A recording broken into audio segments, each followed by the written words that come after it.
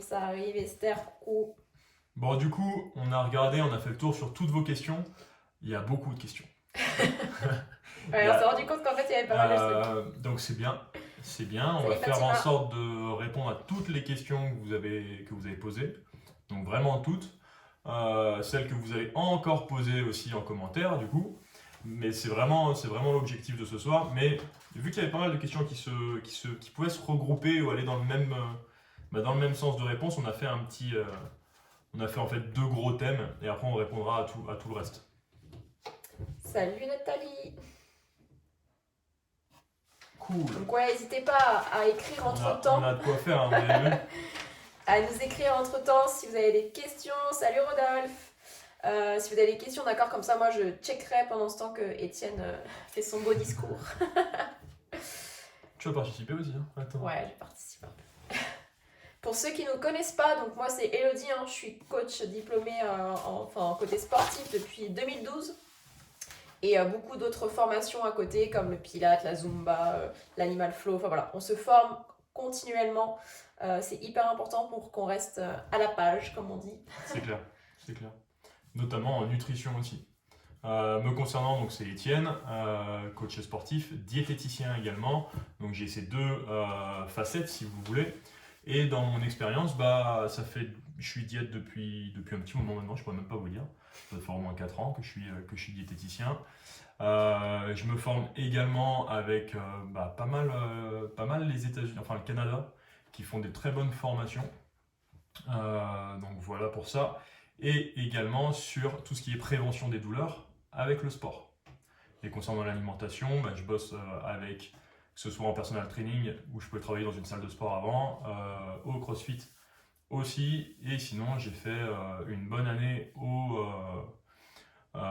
au club du Loup Rugby dans le top 14, où c'était très très intéressant de voir un peu comment il pouvait fonctionner et de voir aussi tout simplement l'envers du décor et la grosse différence qu'on peut avoir avec d'autres nations ou autres sur l'alimentation.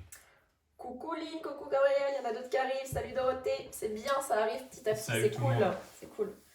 Notre objectif ce soir, c'est pas de vous imposer quelque chose, vous allez voir, c'est vraiment de vous faire comprendre par rapport aux choses que vous pouvez entendre sur les réseaux sociaux et vous faire votre propre opinion, d'accord? On va vous donner toutes les clés et après ça va être à vous de vous dire ok, bah oui, non, et par rapport à votre expérience, à votre éducation, à vos envies, à vos objectifs, d'accord? On n'est certainement pas là pour vous dire c'est ça qu'il faut faire, il faut absolument que tu fasses ça, d'accord? C'est justement que vous ayez toute une démarche derrière pour vous dire oui, ça me convient, ça me convient pas, d'accord? C'est tout l'objectif de notre coaching et de notre accompagnement par rapport aux personnes qu'on suit, par exemple. À aucun moment on leur impose de faire quelque chose, on donne les clés, on donne qu'est-ce qui est mieux ou pas en tout cas, et puis après c'est aussi à vous derrière de faire en sorte d'évoluer ou pas par rapport à ce qu'on peut dire, quoi.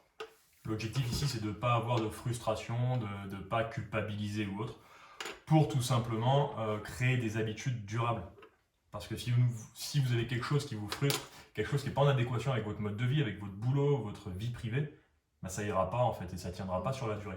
Donc il faut trouver quelque chose qui vous tient déjà à cœur, un objectif qui vous tient à cœur, et vous prendre en main avec des habitudes qui vont avec vous. Ok, des pratiques qui vous vont bien. Et ça, c'est super important. Ok, Salut 30 Odile, personnes. salut C'est bien. Aurélie, Ça Virginie, coucou, c'est bien, ça arrive petit à petit. Ça Ok, fait plaisir top. de vous avoir tous là. Donc, on va commencer. On va répondre du coup à toutes vos questions. Si vous avez des questions qui sont vraiment d'ordre personnel, des objectifs qui sont vraiment perso également et que vous voulez travailler dessus, avancer et aussi avoir des conseils, c'est pas forcément le moment ici pour poser ces questions personnelles parce que l'objectif c'est d'aider tout le monde et on va pas rester ensemble 3 heures. Voilà. Donc si vous voulez vraiment avancer là-dessus, vous pouvez prendre rendez-vous avec nous gratuitement pour justement qu'on fasse un point détaillé de vos objectifs et du coup voir ce qu'il en est et ce qui peut être intéressant de faire pour vous. Okay, on mettra le lien dans les commentaires justement à la fin à la fin de la vidéo, voire même tout à l'heure, là, bientôt. Parce que ouais, vous allez pouvoir vous rendre compte qu'il y a des généralités sur certaines choses, mais il y a des trucs où justement bah, c'est personnel et surtout on adapte par rapport à la personne. Et c'est tout notre métier en fait, c'est d'adapter par rapport à chaque profil. D'accord? Donc c'est pour ça que c'est hyper important de faire le point aussi sur soi, prendre le temps. Donc n'hésitez pas à prendre ce rendez-vous. Surtout voilà, si vous êtes un petit peu plus timide et que vous n'osez pas voilà, bah, nous écrire ici ou même sur le groupe, voilà, on prendra le temps avec vous de faire le point. On attaque? Allez. C'est parti. On vous met le lien d'ailleurs, hop, en commentaire, comme ça ce sera fait. J'espère que ça fonctionne d'ailleurs directement. On va voir, ouais, ça manque un peu. Donc n'hésitez pas si vous avez des questions entre temps quand Étienne va vous dire des choses, si vous avez besoin de faire un petit stop, de nous dire, de nous écrire, ok? Du coup, la première question, c'est Dorothée qui l'a posée, et Dorothée demandait s'il était intéressant de peser ses aliments dans le cadre d'un rééquilibrage alimentaire. Et par rapport à ça, il y a, comme elle disait, deux écoles qui peuvent s'affronter. Et ces deux écoles, donc on espère que tu parlais de ça, Dorothée, ou en tout cas nous les deux qu'on connaît, c'est justement peser ses aliments, ou en tout cas compter ses calories. Et de l'autre côté, faire confiance à plutôt son instinct, à ses sensations. Ok ? Donc tous ceux là qui font partie du programme Alpha Omega, j'espère que vous êtes bien au taquet là-dessus. Donc on va faire une réponse quand même assez développée parce que c'est vraiment le cœur de bataille là-dessus et c'est très important. Déjà, calculer ses calories, ça veut dire savoir exactement combien de calories il vous faut, et savoir exactement combien de calories vous allez ressortir de l'aliment. Okay, vous allez absorber par rapport à l'aliment. Par rapport à ça, comment calculer exactement ce qu'il nous faut en calories? Pour ça, il y a des méthodes de calcul qui existent, qui vont être calculer votre métabolisme de base, qui va dépendre de l'âge, de la taille, du sexe, calculer ensuite votre activité physique, okay, donc journalière, ce que vous faites comme sport, ou ce que vous pouvez faire comme activité physique avec un boulot sédentaire ou plus actif. Okay. Et ici, vous allez du coup avoir, par exemple, on va prendre Elodie avec un métabolisme qui va arriver aux alentours des 1600. On va lui ajouter 1600 calories, on va lui ajouter du coup une activité physique, et on va tomber aux alentours des 2000, 2200, voilà. Ensuite, donc tout ça, il faut bien comprendre que déjà ce métabolisme de base, il ne prend pas en compte la masse musculaire que vous pouvez avoir. Donc que vous ayez 60 kg de gras ou 60 kg de masse musculaire, si on exagère, hein, c'est pas comme ça, mais ça fera pas la différence. Et déjà, ça c'est un gros point parce que ce n'est pas du tout la même chose. Et vous allez avoir un corps qui dépense beaucoup plus d'énergie avec une masse musculaire élevée qu'avec de la masse grasse. Donc déjà là, on a un biais d'erreur avec le calcul de ce métabolisme. Vous me direz c'est une moyenne, ainsi de suite. Oui, c'est vrai que c'est une moyenne. Ensuite, vous avez la génétique de la personne qui va rentrer en compte, qu'on ne prend pas non plus en compte dans ce métabolisme. Et vous avez tout le passé de cette personne. Une personne qui a été très sportive avant, qui a peut-être fait des hauts et des bas dans l'alimentation, que du yo-yo, des compétitions de bodybuilding, et une autre personne qui n'a pas fait trop de sport, qui n'a jamais fait de régime. Là aussi, la réaction de votre métabolisme ne va pas du tout être la même. Et ça, le métabolisme de base, on ne le sait pas, on ne peut pas le calculer. Donc vous calculez quelque chose qui est une estimation. En plus de ça, votre activité physique, comment savoir exactement combien vous avez dépensé de calories en faisant telle ou telle activité physique? Vous ne pouvez pas vraiment le savoir. La seule manière de vraiment le savoir, c'est de rentrer dans une chambre calorimétrique à l'hôpital et d'y rester 24 heures et de faire votre journée comme ça et de voir ce que ça donne. Donc quand vous voyez sur l'elliptique que vous avez perdu 1000 calories, comment vous dire que là, il va pas falloir se fier à ça, hein, parce que vous avez pu voir, hein, avec tout ce que Étienne a pu vous évoquer avant, la machine déjà ne prend pas en compte votre taille, votre âge, tout ce qu'on vient de dire. Donc comment elle peut vous sortir que vous avez brûlé 1000 calories? Donc déjà, quand vous faites du sport, arrêtez s'il vous plaît de regarder ces calories. Non mais vraiment, parce que j'ai eu plein de monde en coaching et je sais que le seul truc que vous regardez à la fin quand vous terminez votre séance, c'est combien de calories j'ai perdu. On oublie ça s'il vous plaît, on oublie. Exactement. Donc ça, vous le mettez de côté parce que vous ne pouvez pas vraiment savoir. Mais admettons on le sache exactement. Très bien, on admet ça. On va se dire, on va calculer ce qu'on mange. Et ben là aussi, il y a un biais d'erreur. J'avais le pourcentage en tête, tiens d'ailleurs, mais je ne l'ai plus trop, mais je crois que c'est plus de 20, je crois que c'est entre 20 et 50%. Mais on ne va pas parler de pourcentage. Mais il y a une erreur énorme dans l'étiquetage de vos produits concernant leur valeur calorique. Donc déjà, il y a une erreur. Ensuite, il y a l'absorption de ce que vous allez consommer. En fonction de votre flore intestinale, bah, vous n'allez pas assimiler la même chose que moi, je ne vais pas assimiler la même chose que Elodie. Ok? Du coup, là, on ne peut pas non plus savoir exactement ce qu'on va assimiler. Ma pomme qui fait 100 calories, je vais la manger, je vais peut-être en retirer 100. Hello va peut-être la manger, elle va peut-être en retirer 50 et aller aux toilettes pour vider le reste. Ok? Donc ça non plus, on ne peut pas vraiment le savoir. Donc en fait, calculer ces calories pour savoir combien on doit manger ou se fier à des calculateurs de calories pour savoir exactement ce qu'on doit faire, ça ne marche pas. Justement, il y a des filles qui nous demandent si les montres sont fiables, comme Fitbit et des détecteurs avec la ceinture. Ouais, pour voir ses calories. Bah, pas... On va dire ça s'en rapproche un peu plus que les machines cardio, parce que du coup, vous avez quand même le capteur sur vous, mais c'est toujours pareil, ça reste de la technologie. Donc, en fait, ce que ça va vraiment calculer, ce qui peut être intéressant, c'est votre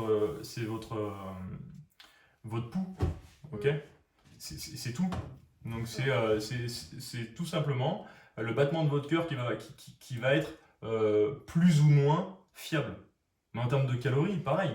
Et derrière, quel est l'intérêt? Ouais, c'est ce que j'allais dire. Quelle est la réflexion surtout de vous poser la question combien de calories j'ai brûlé? Ça veut dire que, admettons, vous dites bah, j'ai brûlé 500 calories aujourd'hui, donc je vais pouvoir me taper un bon McDo ce soir. Si c'est cette réflexion que vous avez dans la tête, bah désolé, mais vous avez tout faux en fait, parce que c'est pas du tout le but recherché si vous voulez une bonne santé. Ok? Donc c'est toujours pareil, quelle est la réflexion derrière ça? Pourquoi vous recherchez absolument à avoir un chiffre au niveau des calories à perdre ou à gagner, hein, ça dépend de vos objectifs après. Moi, plus je peux consommer des calories, et plus je peux en dépenser ou autre, bah, je suis content. Et si je vois que je suis fatigué, ça répondra à d'autres questions, bah, je vais me dire, tiens, il faut que je consomme de la calorie. Parce que les calories, bah, c'est bien. Vous avez besoin de calories. Les calories, c'est ce qui va vous permettre de vous réchauffer, c'est ce qui va vous permettre vraiment d'être efficace dans votre domaine. Et puis ça vous permet d'être à vie, surtout, parce que voilà. de base, votre cerveau et votre système digestif, enfin tous vos organes, en fait, ont besoin d'une certaine quantité de calories. Hein. Même au repos, je vous rappelle, même la nuit, vous brûlez des calories, d'accord? Certes, plus faibles, mais votre corps, il continue d'être vivant même la nuit. Hein. Me concernant, sans rien faire, si j'étais allongé sur un canapé pendant 24 heures, je consommerais, selon la méthode de calcul, 1800 calories. Ok? Elodie, elle serait aux alentours des 1400-1500. En fait, on ne le calcule pas, mais ce sera à peu près ça. Imaginez-vous, et imaginez Elo, qui fait un régime à 1400 calories, en se basant là-dessus. Et ben en fait, ça veut dire qu'elle consomme juste le nécessaire pour rester en forme, allongée sur le canapé. C'est tout. Mais par contre, dès qu'elle va faire une activité autre, eh ben, elle sera beaucoup trop en déficit calorique. Et là, ça ira pas. Du coup, comment on se base? Eh ben, on va tout simplement se baser sur quelque chose qui est super important, qui est votre sensation de faim. Les petits bébés qui pleurent à la naissance, ils ont faim, ils veulent leur biberon et ainsi de suite. Et ben, c'est ça qu'il faut qu'on retrouve. Et le retrouver, c'est pas simple. Vous pourrez avoir, je sais pas qui a. Ah bah tiens, salut Rachel. Rachel, elle va pouvoir le voir aussi. On en avait parlé avec François, ainsi de suite. Cool. Bah, cette sensation de faim, elle va être primordiale parce que c'est celle-là qui va vous permettre de savoir exactement ce que vous devez consommer à l'instant T. Ok? Donc maintenant, me concernant, j'ai pas trop faim. Par contre, j'ai la sensation, et je me connais, j'ai la sensation que ça va pas tarder. Ok?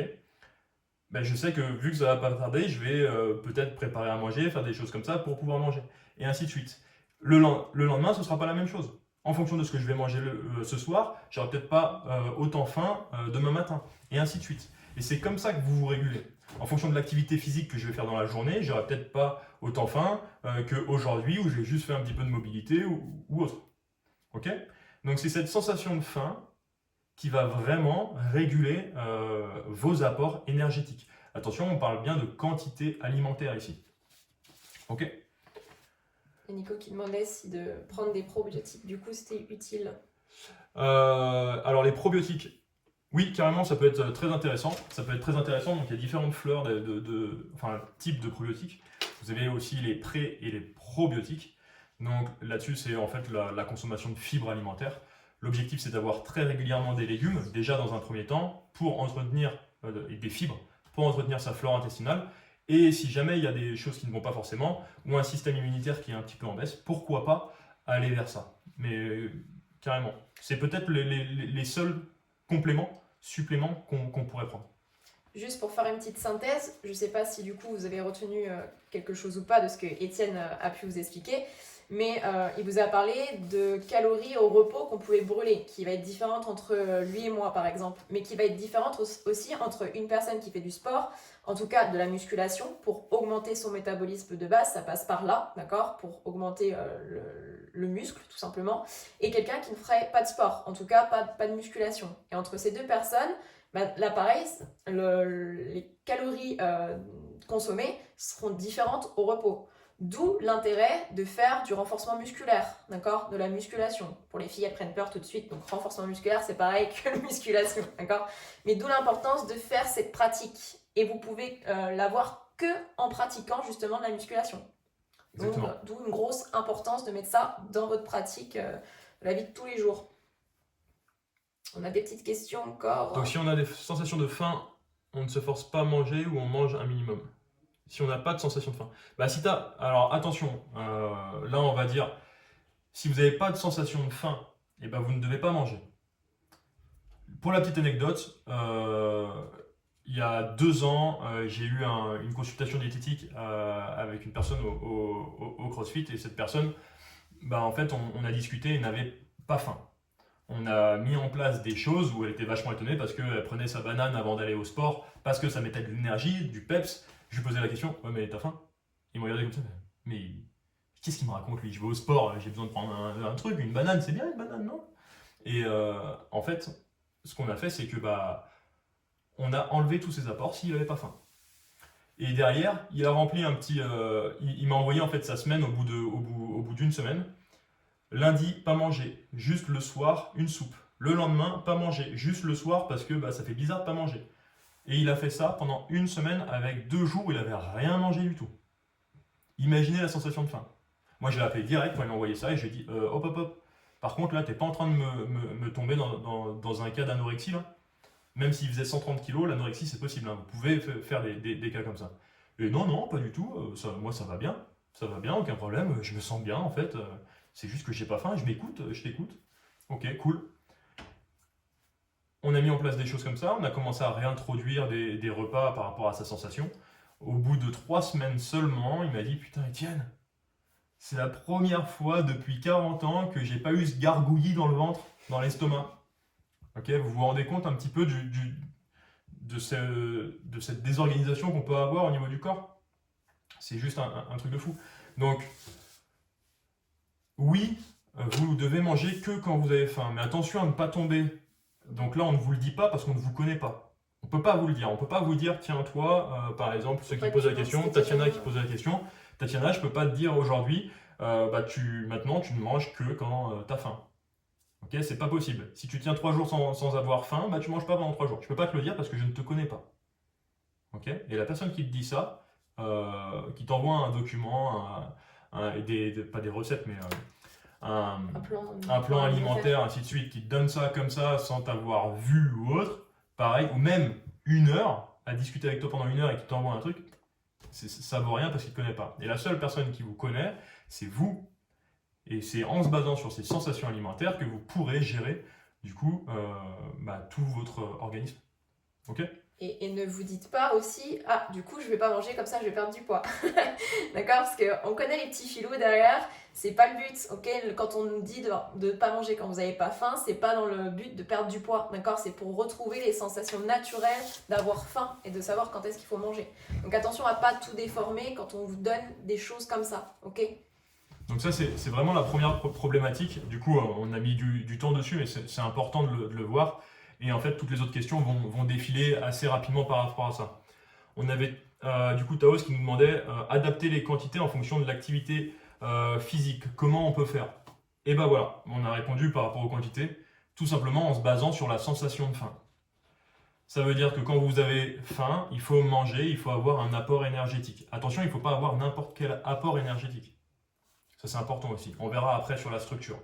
Il ne faut pas avoir n'importe quoi parce que sinon, vous allez avoir tout le temps faim.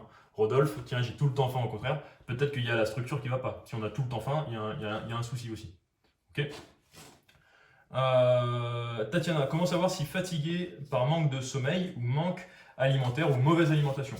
Eh bien là, en fait, si tu as une alimentation ou si en général vous avez une mauvaise alimentation, quoi qu'il arrive, il faut travailler sur votre alimentation et vous allez avoir un impact forcément sur votre énergie. Forcément. Et c'est ce qu'il y a de plus rapide. C'est vraiment ce qu'il y a de plus rapide. Lorsque vous commencez à améliorer votre alimentation, vous aurez vraiment un impact tout de suite sur vos sensations énergétiques. Et une fois que vous commencez à vous connaître, que vous commencez à avoir une bonne structure, une bonne alimentation, que vous connaissez vos sensations de faim, que vous commencez à connaître votre sommeil, et bien là, vous pourrez vous dire, je suis fatigué parce que j'ai mal mangé, je suis fatigué parce que j'ai mal dormi, et ainsi de suite. Mais te dire aujourd'hui, est-ce que tu es fatigué parce que tu as une mauvaise alimentation ou un mauvais sommeil, ça peut être les deux. Mais si tu as parlé de mauvaise alimentation dans ta question, il y a peut-être l'alimentation qui a travaillé. Il y a Aurélie du coup qui demandait par rapport à son 4 heures du coup si elle mangeait ce soir. Que j'ai pris mon goûter à 16h. Bol chocolat chaud, tartine grillée, beurrée. Faut que je... Bah, c'est à toi de voir. Est-ce que tu as faim ou pas? C'est exactement cette question. C'est à toi de voir. Hein. On va pas rentrer dans la qualité du goûter, mais c'est à toi de voir en fonction de ta sensation de faim s'il faut que tu manges ou pas. Et Dorothée qui disait ouais c'est dur de manger en pleine conscience. Ouais c'est dur parce qu'en fait dans la vie de tous les jours on prête plus attention à tout ça. Et donc du coup on prend des mauvaises habitudes. Et du coup pour revenir aux bonnes habitudes, du coup ça prend plus de temps. Mais ce n'est pas impossible, d'accord? Donc oui ça va être dur, on va pas vous dire que hop dès demain vous allez pouvoir manger en pleine conscience et que ça va régler tous vos problèmes. Mais si vous mettez pas 5 minutes dans votre journée à vous dire ok au moins pour ce repas je fais attention soit au temps, soit au goût de mes aliments, enfin peu importe, un seul objectif. Si vous le faites jamais, ça changera jamais en fait. Donc il faut à un moment donné passer à l'action et nous on est là pour vous aider. Donc voilà, n'hésitez pas. Là, sur la conscience, il y en a dans notre groupe de coachés qui peuvent réussir en 2 semaines. Et il y en a d'autres qui vont mettre 3 mois, 4, 5, plus même pour avoir vraiment cette sensation de faim. Ou en tout cas, trouver le point qu'on leur demande d'avoir sur cette sensation de faim. Et c'est super compliqué, mais c'est aussi super intéressant parce que là, vous commencez à créer vraiment des habitudes et à apprendre à connaître votre corps. Et ça, c'est vraiment la base. Ok? Et on ne le trouve pas si facilement que ça. Le jeûne intermittent. Yeah, la bonne question en ce moment, c'est le truc. Quoi. Le truc, ouais. Pourquoi tu veux faire un jeûne intermittent? Déjà, c'est la première question à te poser. Est-ce que c'est pour un objectif de perte de poids? Est-ce que c'est pour détoxifier ton corps? Comme on peut entendre souvent. Voilà, quel est l'objectif derrière ça? Ça, c'est le plus important. Le pourquoi. Est-ce que c'est parce que tu as la flemme le matin de te faire un petit déjeuner ou que tu te lèves trop tard justement pour le faire et pour le prendre et ainsi de suite? Dans ce cas-là, non, c'est pas la bonne solution. La bonne solution, c'est de trouver des petites recettes sympas à manger, gourmandes, que tu as envie de prendre, que tu peux peut-être emporter ou autre. Mais le jeûne intermittent n'est pas du tout... fait pour la perte de poids. Voilà, c'est pas fort. Enfin, attention, on n'est pas contre le jeûne intermittent, mais il faut faire du jeûne intermittent seulement s'il va avec vos habitudes, tout simplement. Si c'est quelque chose qui vous va, vous aimez bien ça, ce système, que peut-être vous vous entraînez tôt le matin, que vous n'avez pas le temps de déjeuner ou autre, des choses comme ça, et que c'est vraiment quelque chose qui vous va bien, et que c'est dans votre mode de vie, et que vous le faites parce que vous aimez ça, donc dans ce cas-là, on sait que c'est durable, et dans ce cas-là, on fait avec. Donc ça veut dire que c'est tous les jours, tout le temps, et c'est pas un jour oui, un jour non, un jour oui, d'accord? C'est vraiment, chaque jour vous faites ça, vous mettez ça en place. Déjà, si vous faites le jeûne intermittent 5 fois dans votre semaine et que le samedi et le dimanche, vous vous levez le matin et vous avez faim, vous avez envie de manger et prendre le temps, vous savez déjà que le jeûne intermittent, c'est pas bon pour vous. Ça veut dire qu'il faut faire des choses et améliorer votre semaine. Le temps minimum, Jessica, pour un repas, en général, c'est 20 minutes. D'accord? Donc la prochaine fois, tu te chronomètres. C'est ça, ouais. Ensuite, du coup, Tatiana, c'était bon par rapport à ça. Olfa, comment gérer un gros appétit et les coups de fringales entre les repas. On revient à la même chose, on est sur la structure du repas. Donc là-dessus, sur la sensation du repas. Donc faire en sorte d'écouter vraiment votre sensation alimentaire. Et du coup, si vous écoutez votre sensation alimentaire, il ne devrait pas y avoir de fringales. Qui dit fringale dit manque énergétique quelque part. Qui dit envie de sucre à un moment, envie de se gaver le soir, des choses comme ça, dit qu'il y a un manque énergétique vraiment quelque part. Et dit aussi certainement frustration. Et dit aussi frustration, ouais, exactement. Donc là, on reste sur la sensation de faim, on fait en sorte d'apporter ce qu'il faut à notre corps. Ensuite, on peut s'adapter en fonction des objectifs de chacun. Et là, il n'y aura pas du coup il y aura pas de fringale. Il ne devrait pas y avoir de fringale. Et après, il y a la structure du repas qu'on parlera juste après. Nico, donc cool, on a pas mal de questions. On a Nico et Dorothée. Donc Nico, comment mettre en place un programme de perte de masse grasse? Dorothée, comment sortir de la stagnation pour perdre du poids, perdre de la masse grasse, pareil. Et on avait Corinne, ménopause et prise de poids. Est-ce que ménopause, ça rime forcément avec prise de poids? Donc voilà, on va répondre déjà à Nico et Dorothée. Donc là-dessus, comment mettre en place un programme de perte de masse grasse? On écoute sa sensation de faim. L'objectif étant du coup de manger un petit peu moins que cette sensation de faim. Okay, on parle de 80%, voire légèrement moins de satiété pour s'assurer d'être sur une alimentation en dessous de nos besoins. Comme Hello disait tout à l'heure, on met en place un programme de musculation. Voilà. Et derrière, il y a quoi d'autre? La musculation, c'est la vie. Donc, vous avez votre alimentation, vous avez votre activité physique, avec le sport axé musculation et votre dépense énergétique dans la journée. Okay. Vous avez votre gestion des émotions, faire en sorte d'être le moins stressé possible, d'être bien dans votre corps. Donc ça, super important. Vous avez le sommeil également et vous avez la respiration qui va être super important pour la gestion des émotions. Donc ça, ce sont 5 points qui sont primordiaux pour vous assurer de créer un programme de perte de masse grasse déjà qui va avec vous, votre vie, qui va être durable en créant des habitudes. On se focalise souvent trop sur juste le sport et l'alimentation. Mais en fait, il n'y a vraiment pas que ça, il n'y a pas que ces deux éléments qui vont faire que vous allez perdre du poids ou prendre du poids, tout dépend de vos objectifs. Il y a tout ce qui est à côté, hein, la gestion du stress, la gestion de vos émotions, le sommeil, la respiration, d'accord? Ça a l'air tout con comme ça, mais c'est hyper important. Hein.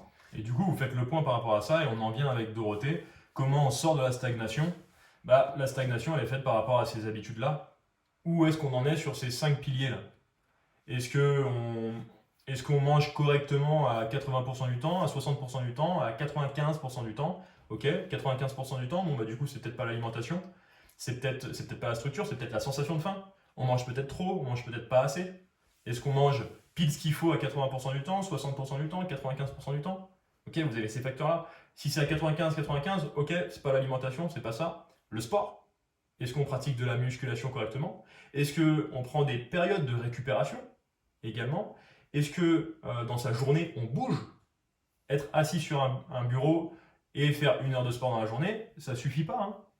Là, par rapport à ça, faut aussi, c'est important de le dire et de se réveiller là-dessus. C'est pas parce que vous vous dites je fais 1 heure de sport par jour que c'est bien. Faire 1 heure de sport par jour et être affalé sur sa chaise de bureau toute la journée, vous avez fait quoi? Dans votre journée, vous avez fait 1 heure d'activité physique sur 24 heures. On prend bien les 24 heures parce que vous dormez le soir, donc on prend bien les 24 heures. Donc 1 heure d'activité physique sur 24 heures et fois 7 jours, c'est pas énorme. Hein, c'est pas énorme. Donc là aussi, il faut travailler là-dessus. Et surtout, il y a une connotation qui est hyper importante, c'est est-ce que vous prenez plaisir? Est-ce que vous prenez plaisir à faire du sport? Est-ce que vous prenez plaisir à manger ce que vous avez dans votre assiette? À chaque fois, ça va être cette réflexion aussi derrière qu'il faut avoir, d'accord? Parce que si vous faites tout sur contrainte, déjà ça ne durera pas. les résultats sont peut-être pas au rendez-vous, ou pas comme vous le voulez, ou pas aussi vite que vous le voulez. Voilà. Donc vraiment, essayez aussi d'avoir cette connotation. Blablabla. Attends, c'est moi qui bug. Là, c'est hyper important, d'accord? Il faut prendre plaisir dans ce que vous faites. Il y a une Ça, c'est la troisième chose, justement. C'est la gestion des émotions. Donc, si vous êtes pas bien et pas en adéquation avec ce que vous faites, ça ne marchera pas, en fait. Et vous risquez de stagner. Donc là-dessus, Dorothée aussi est super important. Et enfin, vous avez le sommeil. Et vous devez travailler sur votre sommeil. Parce que le sommeil impacte directement votre poids, votre masse grasse et vos sensations. Le fait de mal dormir, de mal respirer, peut impacter directement vos émotions, votre alimentation, peut soit totalement anéantir des résultats. Et quand on dit anéantir, ça veut dire que vous pouvez reprendre du poids et de la masse grasse derrière. Ok ? Ou pour ceux qui étaient en prise de masse musculaire, faire l'effet inverse et les empêcher d'arriver là et prendre plus de la masse grasse que de la masse musculaire. Ok ? Ou, si on les optimise totalement, ça optimise nos résultats. Et dans ce cas-là, on enlève la période de stagnation et on réaccélère. Il y a une question qui est intéressante de Rachel. Est-ce qu'il faut proscrire le sucre? Ah bien, on va y répondre. On l'a celle-là juste après. Comment combler le manque énergétique? Comment combler le manque énergétique? Alors c'est une question qui est assez vague. Est-ce que c'est une notion énergétique, tu te sens fatigué tout simplement, ou est-ce que tu parles vraiment de la notion de calories et de ce que tu dois apporter? De toute façon, les deux, c'est en relation. Donc là, c'est la sensation de faim. Et tu le verras pendant le programme, on va en parler, on va pas arrêter de mettre en place des choses sur les workshops qu'on pourra faire et tout ça, justement. Yes. Donc on va avancer dessus et le but, c'est que tu manges vraiment ce qu'il te faut et ce qui t'emmène à satiété. Il y a Steph qui demande les féculents le soir. Ça aussi, c'est la grande question. Il va nous faire la transition, c'est le deuxième chapitre. Cool. Comment pouvoir détecter ou éviter de développer certaines carences? Objectif alimentaire, on va le voir sur la structure des repas. Donc on va répondre juste après. Mais en gros, c'est plus on est structuré, donc ce qu'on verra après, dans nos repas, plus on a une variété d'aliments, moins on risque d'avoir des carences. Plus on prend des aliments locaux et ainsi de suite, moins on risque d'avoir des carences. Et après, vous pouvez toujours faire une prise de sang par an sans aucun souci, ou plusieurs fois si vous voulez dans l'année, pour voir où vous en êtes. Les seules carences que vous pouvez vraiment avoir, c'est la vitamine D. C'est vraiment une des seules qu'on peut avoir aujourd'hui. Le fromage le soir. Tu es une fanat de fromage, Letty? Ouais, fromage le soir. Ouais. On va voir aussi. Cool. Du coup, pour finir avec cette première chose, Corinne, ménopause et prise de poids. La ménopause va être liée plus ou moins directement à la prise de poids. Oui, parce que c'est essentiellement dans la tête. C'est essentiellement là. La ménopause, préménopause, ménopause met un gros coup dur. Okay, ça peut mettre un gros coup dur. Comme pour des gars ou des femmes, ça peut mettre un gros coup dur à 30 ans ou à 40 ans. En fait, et ça va être d'autant plus important parce que niveau hormonal, c'est plus la même chose. Okay, mais c'est essentiellement dans la tête que ça se passe. C'est vraiment dans la tête. Et du coup, le fait de réussir à gérer toutes les unités qu'on a pu voir, on n'aurait pas de prise de poids, de prise de masse grasse. Okay, et à l'inverse, si on a des habitudes qui ne sont pas forcément ouf et qu'on met en place ça alors qu'on est en ménopause, on peut complètement améliorer les choses et se sentir beaucoup mieux, sans aucun problème, être en harmonie avec son corps, sans aucun souci. Ok, on vous laissera aller voir le témoignage justement de Lynn qui est en pleine ménopause et qui se sent beaucoup mieux en gérant tout ça justement. C'est dans le groupe. Vous imaginez pas le pouvoir qu'a votre cerveau sur tellement de choses, tout passe par là. Hein. À la base, c'est votre cerveau qui gère tout le reste. Hein. Donc on n'en prend pas soin, malheureusement, mais tout part de là. Et notamment les séances de méditation, les choses comme ça, où vous pensez que c'est un peu des éberlués, on dit ça? Éberlués? Ouais, non, peut-être, je sais plus. Ça me fait bizarre. Qui font des choses comme ça, et non, en fait, pas du tout. Hein. Et quand vous regardez qui sont les plus heureux, c'est en général les yogis. Hein. Donc là, faut en fait tout simplement pour réussir, et donc Nico t'en parlait, et puis de manière générale, on est tous plus ou moins liés avec ça, sur ce problème de poids, de masse grasse, avoir envie de prendre de la masse musculaire, avoir envie de perdre de la masse grasse. Mais en fait, tout ça, c'est lié vraiment aux unités qu'on vous a parlé, donc l'alimentation, la structure de votre repas, la quantité de votre repas, votre comportement par rapport au repas, ok. Votre sport, enfin votre activité physique, est-ce que vous faites régulièrement du sport et est-ce que vous bougez régulièrement?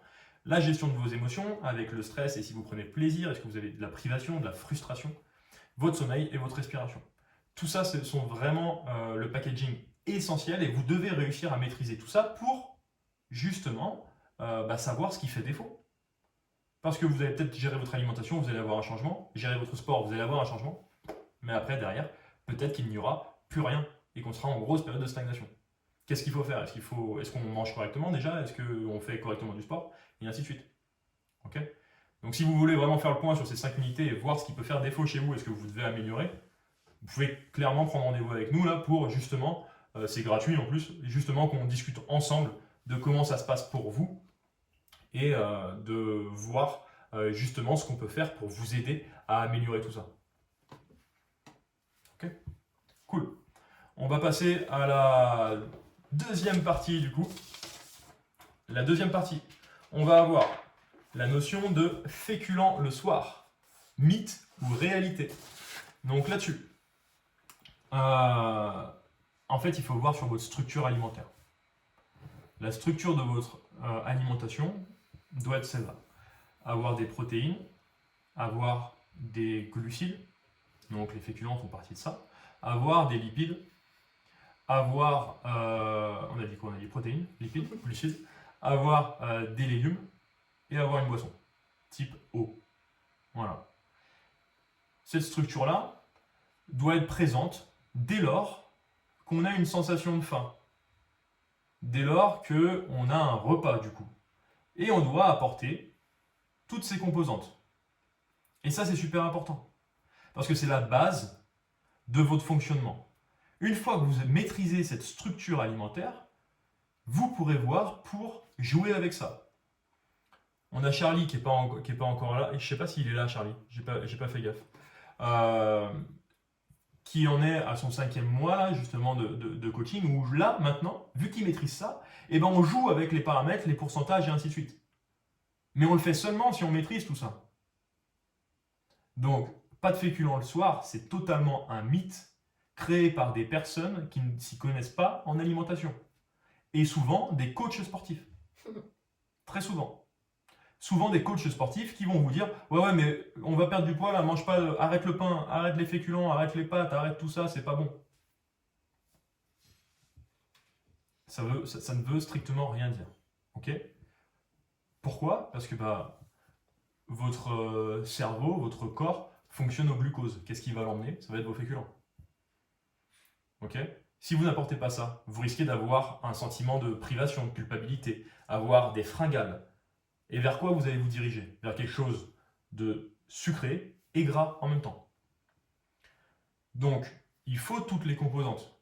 Par contre, derrière ça, il faut adapter vos sensations de faim. Si vous avez tout le temps vos composantes et que vous mangez tout le temps à 110% de satiété ou 150%, vous avez envie de déboutonner le pantalon et tout, dans ce cas-là, c'est clair que vous allez prendre de la masse grasse. Vous allez prendre du poids, vous allez devenir musclé. Non, vous allez surtout prendre du poids, mais voilà. Et quel est l'intérêt d'enlever les féculents le soir pour que le week-end, vous vous blindez le bide avec des McDo ou avec peu importe des choses, on va dire pas bonnes et saines, ou avec de l'alcool, des choses comme ça? Quel est l'intérêt? Quel est l'intérêt d'enlever ça la semaine et que le week-end, ça parte... C'est illogique. Illogique. Exactement. Le but n'est pas d'être à... Comme disait Mélissa, là, c'est pas d'être à 100%. Ok? C'est vraiment pas d'être à 100% parfait tout le temps, c'est de gravir les échelons au fur et à mesure pour se rapprocher, non pas des 100%, mais vers une version meilleure qu'hier. Ok? Donc améliorer ce que vous faites chaque jour par des petites actions. Et comme ça, vous allez vraiment créer des habitudes et améliorer déjà votre physique, mais votre sensation énergétique, votre santé, vos douleurs, et vous sentir vraiment, vraiment mieux. Sans aucune frustration. Et si on met ça en place dans la semaine, ça veut dire que si vous avez envie de vous faire un burger, et nous on se le fait de temps en temps, on ne se fait pas McDo, nous on n'aime pas McDo, mais on va se faire plutôt soit des burgers maison ou des bons burgers, on peut se le faire le mardi ou le mercredi ou autre, aucun problème. Et on est Ok. encore plus légitime parce que du coup, à côté, on a un équilibre et on sait gérer. On se connaît, on a appris à se connaître et on sait très bien que bah, voilà, si on a envie de se faire une raclette un soir, bah, voilà, le lendemain, on sait qu'on va rééquilibrer notre assiette sans se dire ah bah demain on mange que de la salade. C'est pas ça, hein, rééquilibrer et avoir une structure dans l'assiette. Attention à ça, parce qu'il y en a beaucoup qui font ça aussi, de se dire ok, je fais mon cheat meal ce soir, mais demain c'est la diète, je mange plus rien. Nanana. Mais non, en fait, c'est pas du tout le but. Et le but, c'est d'apprendre justement à gérer ça, à se faire plaisir, parce qu'on ne vous dit pas hein, de ne pas manger, même si vous avez envie de manger un McDo de temps en temps, hein, vous avez le droit, d'accord, c'est pas le souci, mais c'est qu'est-ce que vous allez faire après derrière, qu'est-ce que vous allez mettre en place, est-ce que vous allez dire, est-ce que vous allez tomber dans la chute en vous dire, oh, bah c'est mort, j'ai pris mon McDo, donc du coup, bah voilà, je repars dans mes travers et je mange encore plus mal, parce que de toute façon, c'est Bah, c'est foutu clair. pour foutu. Et ben non, en fait, justement. C'est d'avoir toute cette logique derrière de dire ah ok bah j'ai mangé mon McDo mais je suis contente je l'ai mangé et du coup demain bah, je repars normalement. Exactement. Et de toute façon, comme dit Rodolphe, là, c'était une question, Oui, c'était une mais question de trouver l'équilibre. trouver un équilibre et en fait, il faut que tu trouves un équilibre de vie et que tu sois constant dedans, donc qu'il y ait une régularité. Donc en fait, j'aurais pas mis un point d'interrogation, mais j'aurais mis un d'exclamation. Et du coup, pour en revenir à ce que disait Hello, et Yann il le dit également, qui fait partie de notre coaching là, bah maintenant ça me fait même plus envie tout ça, burger, ainsi de suite. Bah c'est clair. Sincèrement, nous on n'a pas envie de McDo, on n'a pas envie de tacos ou des choses comme ça. Parce que quand vous créez des habitudes saines, que vous vous sentez vraiment mieux avec ça, mais vous avez même pas envie de repartir en arrière quoi. Vous savez maintenant ce que c'est d'être en forme. Là, ceux qui ne savent pas encore comment bien structurer leur assiette, comment écouter sa sensation de faim et tout, mais en fait, vous ne savez pas ce que c'est d'être en forme, de bien vous sentir. Et vous verrez, comme Yann il le dit, on en a plus envie. Parce qu'on se sent tellement bien comme ça qu'on en a plus envie. Quoi. Et votre corps, il est très intelligent. Hein. Il sait très bien ce qui est bon pour lui ou ce qui est mauvais. Hein. Donc, dès que vous allez lui donner quelque chose de bon, ah bah, je vous assure qu'il va pas vouloir avoir les choses mauvaises. Et vous allez vous en rendre compte, alors peut-être plus les filles, je sais pas les garçons, mais moi en tout cas ça m'arrive, c'est les boutons. Mais les boutons que je peux avoir quand je mange des choses pas bonnes pour mon corps, ah il me le fait savoir, ou la peau grasse, ou des choses comme ça, ou tout de suite l'énergie le lendemain, oh je me sens fatiguée, je me sens molle, j'ai pas envie. Moralement aussi, ça joue, enfin ça a un impact, vous pouvez pas vous rendre compte de ce que vous ingérez, des fois ce que ça peut vous faire, pas forcément que sur la prise de poids, mais sur tout ce qu'il y a autour en fait. Depuis que j'ai commencé votre programme, je ne suis plus capable de manger comme avant. Virginie, Esther. pareil, Claire. Ça fait Voilà, plaisir, on c'est prend pas cool. de- c'est bien. Bon, franchement, McDo, c'est dégueu, non. Oui, c'est dégueu, ouais. Après, voilà, on vous donne l'exemple de McDo, parce Mais que il y c'est en a le qui truc aiment bien, connu. il y en a qui Mais aiment bien. il y a plein d'autres trucs, hein, même les sushis par exemple, on pense que c'est healthy les sushis, mais c'est pas healthy. Hein. C'est pareil, hein. La quantité, je sais pas après niveau calorique par rapport à un McDo, mais c'est la même chose. Hein. On pense que c'est plus sain, mais non. Faut vraiment faire avec ce qui vous plaît, ce que vous avez envie. Si vous aimez bien le McDo, faites-en un de temps en temps, pourquoi vous priver? Si vous aimez bien ça. Ok? On en finit avec vite fait cette question quand même sur les féculents le soir, parce que il y a autre chose qui est super important, c'est que, et c'est aussi dans la pratique sportive, c'est qu'en fait ces féculents et ces glucides complexes ou à index glycémique bas et ainsi de suite, vous pouvez entendre tout et n'importe quoi, aux charges glycémiques basses sur votre repas, ainsi de suite. Donc tout ça, ça revient à la même chose, on va parler de féculents du coup. Et bah en fait, là-dessus, ça a un réel impact sur votre système immunitaire. Parce que vous allez vraiment apporter déjà ce qu'il faut à votre corps. Et les glucides, le glucose, a un impact direct sur votre système immunitaire. Ok? Donc ça c'était une question de Fatima, qu'est-ce qu'on peut faire pour booster le système immunitaire? Et bah tout simplement, manger structuré. Les fibres alimentaires vont vous permettre, donc les légumes, fruits, vont vous permettre d'apporter des fibres et en fonction de leur provenance, des vitamines et minéraux pour entretenir du coup votre métabolisme et votre flore intestinale. Et les glucides vont être super importants. Et derrière, après vous avez les graisses pour toutes vos membranes et ainsi de suite. Ok? Mais en fait, c'est tout votre système immunitaire. Ça va être cet ensemble de structures, protéines, graisses, les lipides, les glucides, les fibres et les boissons, ok, l'eau. Donc ça c'est super important. Et derrière, ça va être l'activité physique régulière. Et c'est comme ça qu'on booste votre système immunitaire. Il y avait des questions, donc il y a également la vitamine D qui peut être intéressante à prendre. Vous avez Zima D qui peut être intéressant à prendre dans les périodes comme ça, un peu hivernales, quand il y a moins de soleil. D'ailleurs, en novembre, là, on a quand même pas mal de soleil. J'aurais au-dessus, mais il est couché le soleil. Et on avait aussi, je crois, une autre question sur la prise de multivitamines en complément. Ça dépend ce que tu prends comme multivitaminé. Il faut faire attention parce qu'il y a différents complexes qui peuvent pas qui sont pas forcément intéressants. Mais justement, sur ces changements de période, pourquoi pas? Ça peut remettre un petit boost. Pourquoi pas? Mais c'est pas forcément nécessaire. Parce que ce qui est vraiment important, c'est la vitamine D. Nadira qui dit qu'au niveau digestion, ça change la vie de manger correctement. C'est clair. Exactement. C'est clair. Cool. Du coup, on va reprendre un petit peu les questions qu'il y avait et on espère qu'on a bien répondu à cette question sur les féculents le soir, mythe ou réalité.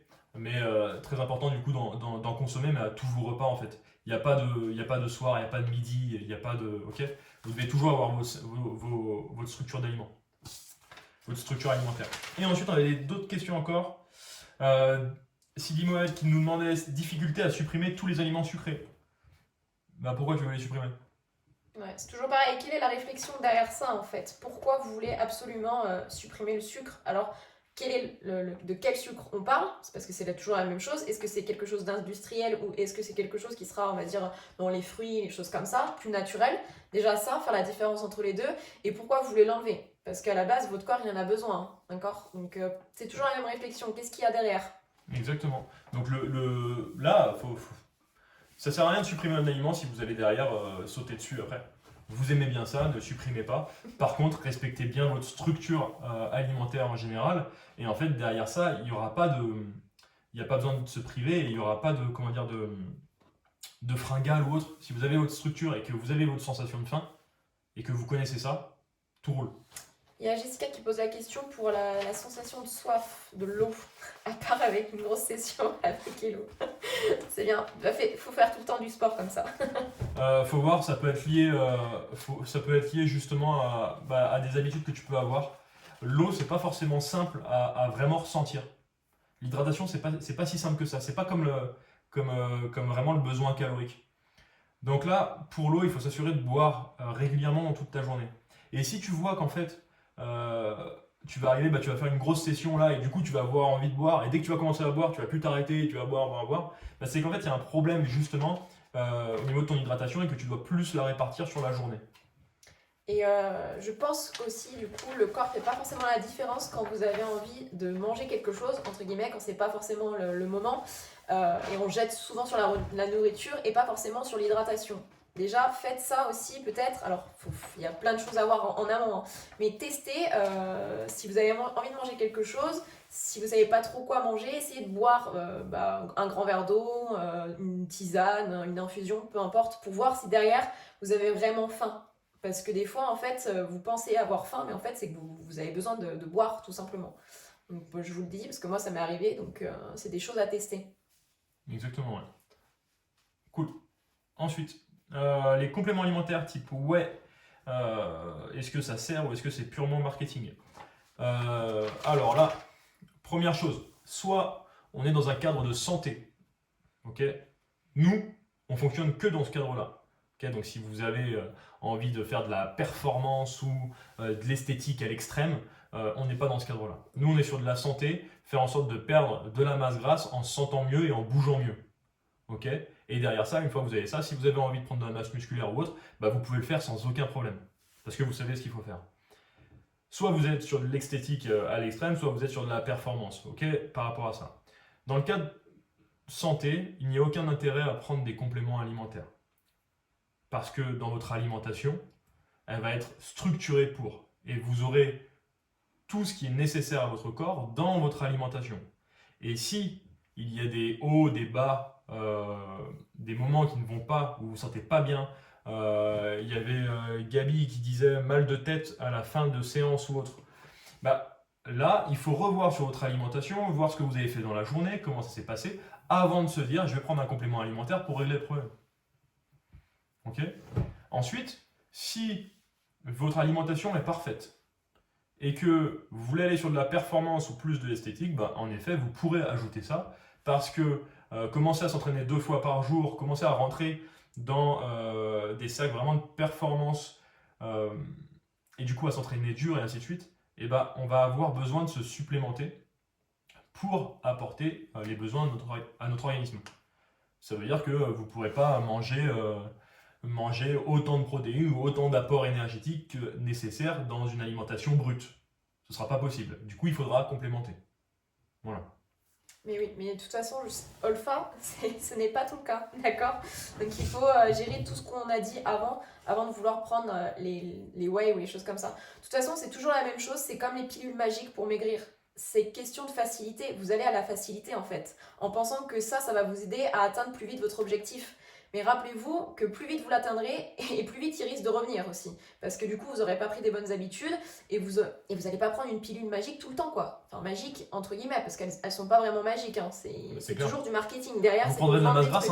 Vous prendrez de la masse grasse si vous le prenez alors que vous mangez mal. Ça ne servira à rien. Hein. Là, il y a Nico. Les séances de sport sont-elles suffisantes pour augmenter le métabolisme? Oui, si elles sont surtout musculaires. Donc là, en effet, une séance musculaire, type musculation, vraiment musculation, peut-être crossfit également, mais vraiment axé sur de la musculation, va permettre d'augmenter ton métabolisme.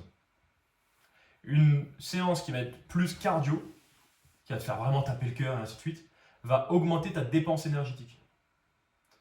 Donc là, c'est la différence. Ça veut dire que ta dépense énergétique, ça va être sur donc la séance cardio, ça va être sur l'instant T, ou en fonction de tes besoins d'oxygène sur 1 ou 2 jours grand maximum, que ça va te dépenser de l'énergie. Alors que si tu fais de la musculation, tu vas créer de la fibre musculaire qui va te permettre d'augmenter ton métabolisme sur du long terme. Voilà. C'est comme tout, il faut du cardio, il faut du renforcement musculaire, il faut des étirements, de la mobilité et il faut mettre au repos votre cerveau, d'accord, avec des séances comme du yoga, de la méditation. C'est tout ça qui fait que vous allez avoir un bon équilibre, d'accord? C'est pas faire que de la muscu, c'est pas faire que de la course à pied ou que de la zumba ou que quelque chose. Il faut que vous ayez toutes ces composantes variées, d'accord? Après, trouver une activité qui vous plaît, d'accord? Ça peut être aussi du tennis, de la natation, il y a tellement de choses. C'est obligé qu'avec tout ce qu'on a, vous trouviez une activité qui vous plaise. Mais à côté de ça, une fois que vous avez trouvé votre activité qui vous plaît, il faut rajouter les autres composantes par petites touches, d'accord? On ne vous demande pas de faire 1h30 de yoga si c'est pas votre truc, mais juste 10 minutes par exemple pour commencer, 5-10 minutes, mais ça sera déjà énorme. Et c'est vraiment le but, c'est d'amener ces petites touches progressivement. Exactement. Il y a Eve, on va répondre à sa question aussi tout de suite là. Porn food diète par des influenceurs, est-ce vraiment bon ou à éviter? Faut voir en fait sur la... Comment dire? Là en l'occurrence, il y en a qui sont... Il y a des recettes qui vont être très intéressantes, qui donnent envie aussi. Donc on peut les faire, mais il ne faut pas avoir que ça dans son assiette. Ok? Là-dessus, c'est vraiment important de regarder comment est faite la recette. Donc pour tout ce que vous pouvez voir, que ce soit Big Wheel ici ou d'autres, il faut vraiment regarder la recette, voir les ingrédients et faire en sorte que ces ingrédients soient les plus bruts possibles et les moins industrialisés possibles. Et à partir de là, si c'est très industrialisé, on pourra dire bah non, ça sert à rien, ou en tout cas j'ai envie de me faire plaisir donc je le fais, c'est tout, mais ça ne m'apporte rien de bon. Si par contre c'est une recette qui est à base d'aliments bruts et qui respecte des bons procédés, et là aucun problème, on peut y aller. Par contre, il faut s'assurer d'avoir toute sa structure de repas avec les légumes et ainsi de suite dans son assiette.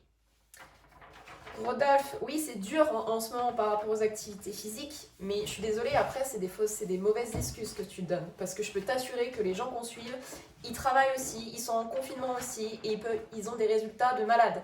Et ils font pas non plus 15 heures de sport dans la semaine, d'accord? C'est toujours la même chose, c'est quels sont les moyens que vous allez vous donner pour changer, d'accord? Si vous vous laissez « Ah oui mais ça, ah oui mais ça », avec toutes les excuses qu'on peut se trouver, malheureusement, il se fera jamais rien et ça changera jamais.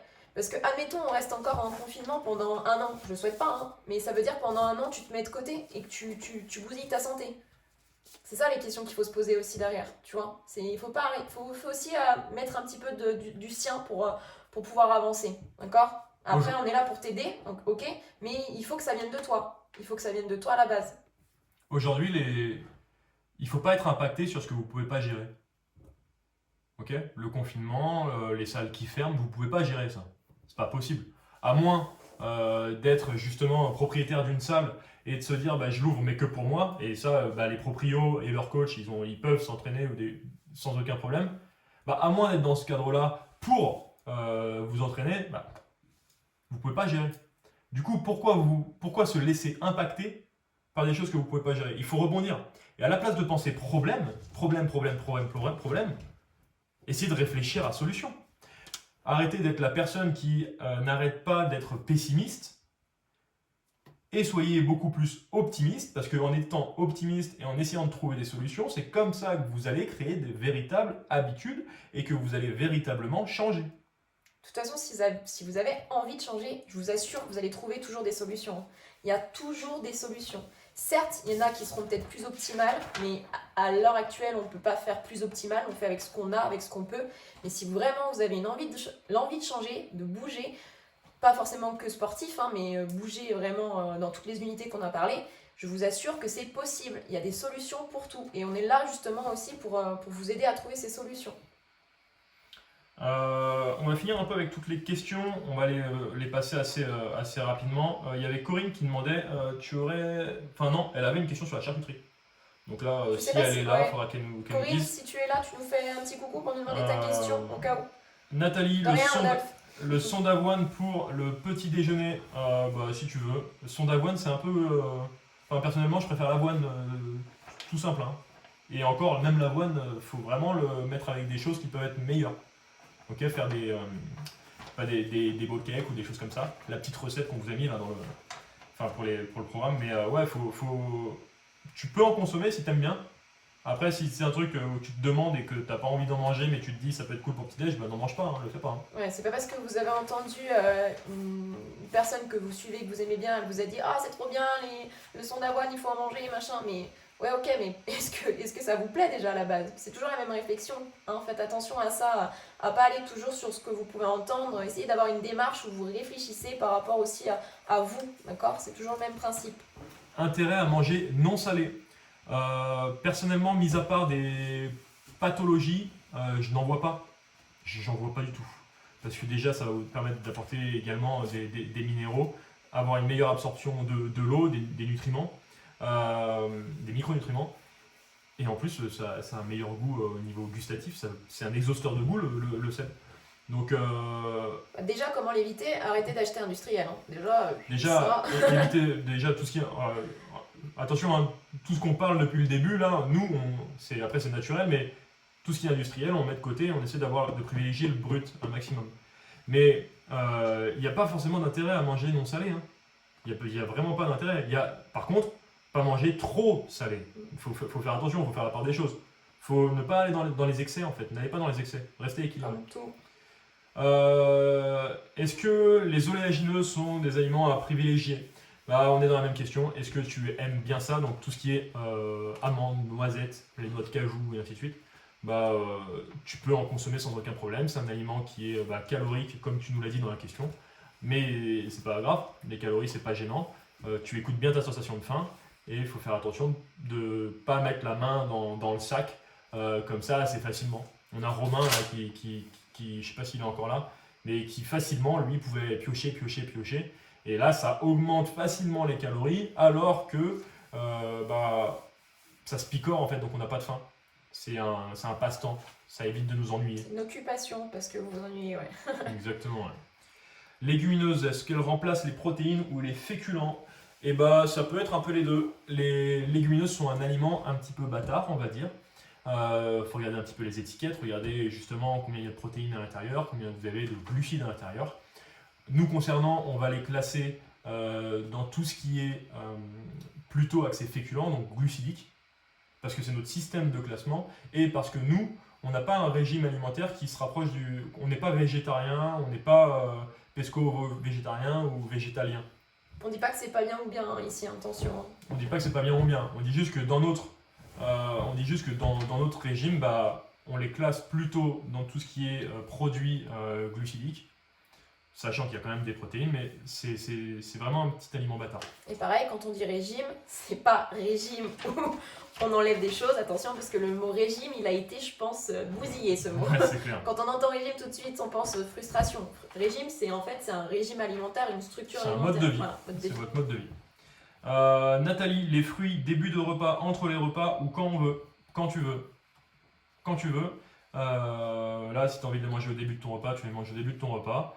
L'objectif étant d'avoir tes 5 composantes, donc ne jamais manger un seul fruit tout seul, parce que tu auras une seule composante. Et si jamais vous voulez une collation, eh ben vous pouvez avoir minimum 2 à 3 composantes, mais jamais une toute seule. Donc jamais un fruit tout seul. Pourquoi? Parce que sinon vous allez manger des fruits tout le temps. Des fruits. Ou des amandes. Lucie, super question, sa signification de healthy. Car sur les réseaux, healthy ça veut dire avocat, avoine, amande, tofu. Et bah healthy c'est tout ce qu'on a dit. Notre signification de healthy, donc sur la santé, c'est respecter ces 5 unités et trouver un équilibre sur les unités de l'alimentation, du sport, de la gestion de vos émotions, de votre mental, du mindset, du cultiver un mental de gagnant, être vraiment plus positif dans sa journée. Le sommeil et la respiration. Et ça, c'est vraiment ce mode de vie sain-là. Donc pour nous, c'est ça. Puis il n'y a pas de bons ou de mauvais aliments, d'accord? Comme il y en a, ils peuvent dire surtout faut pas manger ça, faut surtout pas manger ça. C'est toujours pareil, c'est dans les extrêmes en fait. Si vous mangez toujours la même chose en quantité énorme, c'est sûr que ça va pas être bon. Mais si vous arrivez à varier un maximum et que vous mangez un petit peu de tout, bah, vous pouvez manger de tout et il n'y aura aucune conséquence, d'accord? C'est toujours pareil, c'est toujours dans les extrêmes. Faites attention à ça. Et justement, ça répond aussi à la question en même temps de Nico qui demandait de ne pas tomber dans la répétition des aliments, c'est ça, hein? Comment ne pas tomber dans la répétition des aliments et se diversifier? Bah là, l'objectif là-dessus, c'est de trouver ce que tu aimes et de faire en fait de pouvoir te faire un peu une liste de tout ce que tu peux aimer et de tout ce que tu ne connais pas. De voir dans quelle catégorie d'aliments ça peut arriver et du coup de tester. Te faire commander des paniers de légumes, des paniers de saison ou autre. Et quand on commence à rentrer dans les saisons, bah, le fait de diversifier, c'est un peu plus complexe. Parce que si tu manges local et de saison, bah, tu vas avoir tout le temps les mêmes légumes, par exemple. Donc là, la possibilité, c'est de prendre du surgelé. Vraiment du surgelé. C'est pas toi qui coupes et qui congèle pour plus tard. C'est que tu prends du surgelé nature, non préparé, que tu cuiras ensuite toi pour pouvoir diversifier un peu plus. Voilà. Et bah c'était pas mal, hein. On a fait une belle petite heure là. Hein. Il y aurait encore plein d'autres choses à dire, hein, mais je pense qu'on pourrait rester 3 heures. Fromage le soir du coup, Letty, bah tu peux si ça rentre justement dans ton, si ça rentre dans ce que tu aimes faire. Attention à ne pas trop en consommer. Donc les féculents le soir, oui très bien, ça peut même amener à mieux dormir. Par contre, si on commence à trop manger le soir, à manger trop calorique et ainsi de suite, et du coup le fromage peut participer à ça, et ben on peut moins bien dormir.